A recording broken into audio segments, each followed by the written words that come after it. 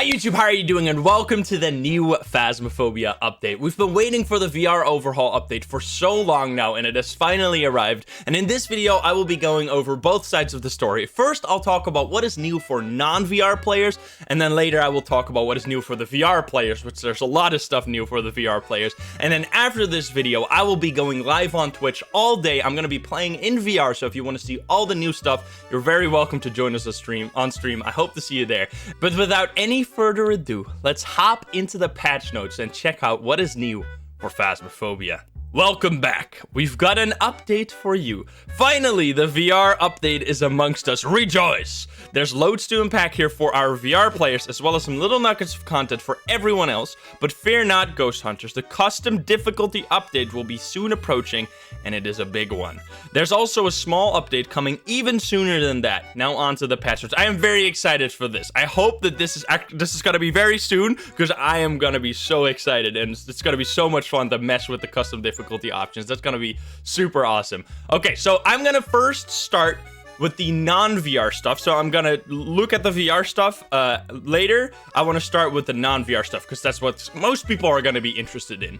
Hiding spots. We've been keeping a watchful eye through our employee hidden cameras, streamers, and have found that a lot of our ghost hunters love hiding behind doors. Hell, even we do it. However, this has caused several major issues. I'm interested to hear what they are. Some spots are so good you can't be killed at all. I agree. This is an issue. There's some door hiding spots that turn into safe spots for some reason, and that is a problem. So that being removed would be perfect for me, but removing door spots entirely would be disappointing for me, but we'll see how it pans out. It negates the hiding spot blockers in higher difficulties, true, although I'm not really a fan of the hiding spots blockers in the first place. It neglects the initial scout of the location to find places to hide, as you can just go to the same door every time. I do agree with this, because basically when Nightmare Mode first came out, we would all be looking which spot is open. However, most often there wouldn't be a single spot open, so it was basically pointless anyway. So yeah, I hope that this is going to be balanced out in a proper way. Let's see how they do it. While we don't want to make hiding impossible, I'm very glad to hear that, because it almost seemed that they wanted to make it that way, as it is a key part of gameplay. We have made some changes to help encourage hiding in designated spots instead of behind doors, improved some spots that weren't working consistently, and added new ones. If a spot is blocked, sometimes instead of adding objects, some spot will have items removed instead. For example, a shelf you can hide behind no longer being there. I see, so they're making hiding spots, and that sometimes won't be there. I see, that's cool. The number of blocked hiding spots in all locations has been adjusted, and you will now always have a minimum number of hiding spots per difficulty. I am so glad, because the fact that you could have no hiding spots on Nightmare was just unfair, just plainly unfair in my opinion, and it forced people to use door hiding spots. So Amateur, you have all hiding spots, and then Intermediate, Professional, and Nightmare, you have 3, 2, and 1 hiding spots. So 1+, so it could be more than 1, but you do have to scout, and this is gonna lead to scenarios where you're gonna be hiding behind the same closet as a full team, and you're gonna get team wiped potentially, especially multiplayer. Having only 1 hiding spot is very dangerous. We'll see how this turns out. I'm very excited to check this out in game. Door flaps have been added to the small tents within Maple Lodge campsite. They will now work as normal hiding spots, similar to closet in other locations. Finally, the small tents have been fixed. They used to be broken, then they were broken. Yeah, like they used to be you used to be able to not be killed, or like it was impossible to be killed in the small tents. Then they were completely broken apart, and you would be killed every time. And now they're hopefully gonna work as intended. I'm very excited to check that out. Several doors, objects, and walls have been added or moved to remove several unintended safe spots. I'm totally fine with that.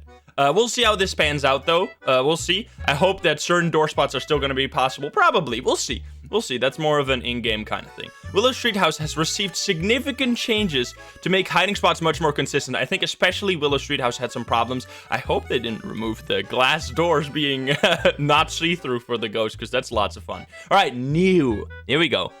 The screens in the truck have been updated. We already saw that in the like teaser that they did, the little teaser video, but I'll also be showing that on stream, of course. The sound sensors has received new visuals and functionality. I'm so glad we also get new functionality. Let's see what that is. Sound sensors now cover a spherical range of sound instead of a thin cube, and its size has been increased. Okay, that's very interesting. So it's a sphere, which makes a lot more sense, like, compared to real-life sound sensors. Sound sensors are now placed in the same way as candles, cameras, on tables, floors, and other objects. So we were actually correct in thinking that they are no longer possible to be placed on walls with the new design. The new design has a small little tripod, so you can't place them on walls anymore, but I don't think that really matters because you could just place them on the ground below the wall and it would have the same effect. And because now it no longer shoots out in front of it, it'll shoot out around it. That's what they describe it as here. Okay, sounds are now displayed more accurately when shown on the monitor in the van. Is that gonna mean that you get like a little notification where the sound was? Like, let's say the ghost throws something in the kitchen, you'll get a little marker on the kitchen. That would make this insane, especially in combination, because the counter to increasing its size would be that you also get less accurate information. But if they show you where it is, this is actually insane. This will be huge for a buff. I am so excited to try this out. This is gonna be sick. Sound sensors would actually be like a really useful tool for detecting roaming, especially, or twins. If you see stuff far away from the ghost room, this sounds awesome. I'm very excited to check that out. I hope it works the way I think it does. You can now choose different options for how your voice is transmitted locally. Voice activation, which seems just open mic. Push to talk, the classic one. On-off toggle, which I don't think was an option for non-VR players, so that's nice. And then global walkie-talkie will always be push to talk. Okay, so they've added on and off toggle. Obake changes. Okay. Obake can now leave unique evidence on light switches, keyboards in prison. Keyboards in prison, if you didn't know, they can leave a fingerprint on the spacebar key. And prison cell doors. Okay, wait, they couldn't leave that on prison. Oh yeah, of course, because it's the small finger, or it's the finger on the, or the palm of the hand on the cell door. Okay, so they actually have new unique evidence. I'm excited to check that out. That's gonna be cool. Oh, okay. They show you here a double fingerprint. Okay, so if there's double fingerprints on both sides, I wonder if that counts as double photo. Probably not. And then 5 fingerprints. Why 5? Wait, on keyboards, they're gonna just smash the keyboard? That sounds interesting too. All right, we'll have to see those in games. You can now cross off ghost types in the journal. Finally, that's such a nice little quality of life change. If you get a light to turn on, just cross off Mare. If you get the breaker to turn off, just cross off Jin. If you get it turned on, cross off Hantu. Stuff like that. If you get footsteps in the salt, cross off Wraith. It's gonna make that process a little bit more seamless. If you get a Hiss ghost event, cross off Oni. Stuff like that. You'll be able to like immediately keep track of that as the game goes on instead of having to keep it all in your brain. Dead players can now sprint infinitely. Finally, you no longer have to deal with your poor physical health when you're dead. New fingerprints have been added for light switches, keyboards, and prison cell doors. Okay, so we're gonna be seeing new fingerprints all around. Interesting, because there was only the fingers on light switches. The amount of possible first and last names for ghosts has been greatly increased. Okay, so Lisa's, Thomas, Michael Jackson, and all these names that we've been loving are gonna be a lot more rare, but there is gonna be new names to find. And I know, a little birdie told me that the names of all the 3 developers will be in the game now, as well as some other names as well. So we'll be able to find and identify the developers as ghosts, which is gonna be interesting. Ghosts can now knock on the patio doors in Ridgeview and Tanglewoods and leave fingerprints. Wait, let me think. Ridgeview and Tanglewood. Wait, you mean the front door? What is a patio door? Is that not the front door? Like the door to the patio? I can't speak this. I can't say this word. Don't shame me. I'm guessing that's the front door. If you know better, let me know.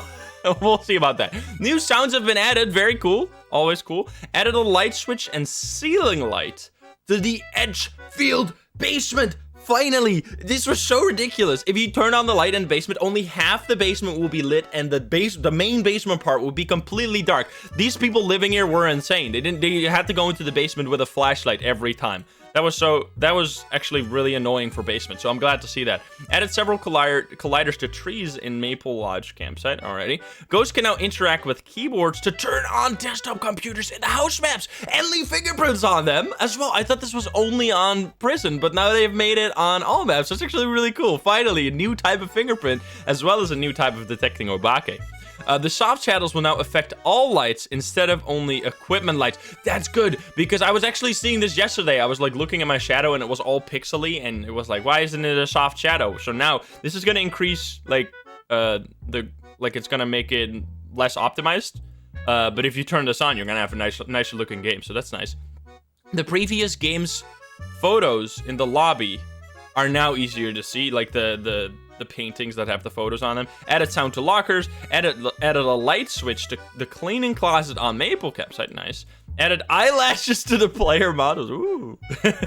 Updated engine for better performance, increased stability, and VR compatibility. Changes. Lots of changes here. Volumetric lighting has been temporarily removed and will return with the foggy weather in a later update. Fingerprints will now be placed on the light switch instead of next to it. Okay, so on the light switch itself. That's gonna be important to note. Several light switches have been moved to more intuitive positions. Okay, well, that's gonna be unintuitive for a little while, but then it'll be better. Several assets have been moved, such as garden fences, to better align them with the environment. Several doors have had their materials changed. The parabolic mic will now update faster every 1 second instead of 2 seconds. That's actually gonna make it so much better. I think this is very important because it's gonna make it, you're gonna have a lot less of those situations where you move the paramic around and then you'll get a reading over here, but it was actually over there, which makes it super confusing to use. So yeah, that's actually really nice. Audio effects have been adjusted to improve distinction of sound between different floors. Lighting has been adjusted in Ridgeview, Edgefield, and Tanglewood to improve performance. Good. I hope this is the lighting that I saw a little teaser of. This might actually look really nice. Thunder sound effects have been improved to be more dynamic during heavy rain. Maybe also a little less loud because they were like really loud. Improved effects for sync taps. Replaced sync tap audio. Scrolling with the wheel in the journal has been improved. Some spotlights have been adjusted so that they illuminate the ceiling. Okay. The computer in Tanglewood is now turned on with the keyboard instead of the screen. Okay. Placement holograms will no longer cast or receive shadows. Yeah, that was always weird. Replaced EU plug sockets with US ones. Locker doors have slots you can see through. That's cool. You can look at the ghosts walking past. That's creepy. Prison doors are now much easier to slide. No more gritty doors that can't move. Sandy pills has been reduced to $20 to accommodate for the bug fix below. Bug fix below. We'll see that. Players talking, including using the walkie-talkie, no longer give readings on the parabolic. Is that gonna mean that they're gonna be consumed, by the way? Sorry, I'm distracted. Players talking, including using walkie-talkie, no longer give readings on the parabolic microphone and sound sensors. Huge buff for multiplayer, because this basically made these tools useless. Well, the parabolic microphone you could like direct, but especially the sound sensor was really bad when it came to like people like talking, and then you would have no idea that it wasn't the ghost. So yeah, that is great. Okay, now this is short. Let's do the bug fixes now, and then we'll go to the VR stuff. Fixed a bug where some ghost events didn't play ghost sounds. Fixed a bug where you could sometimes grab a tent door that was not visible behind you. Fixed a bug where some lights in the farmhouse wouldn't stop your sanity draining. That's good.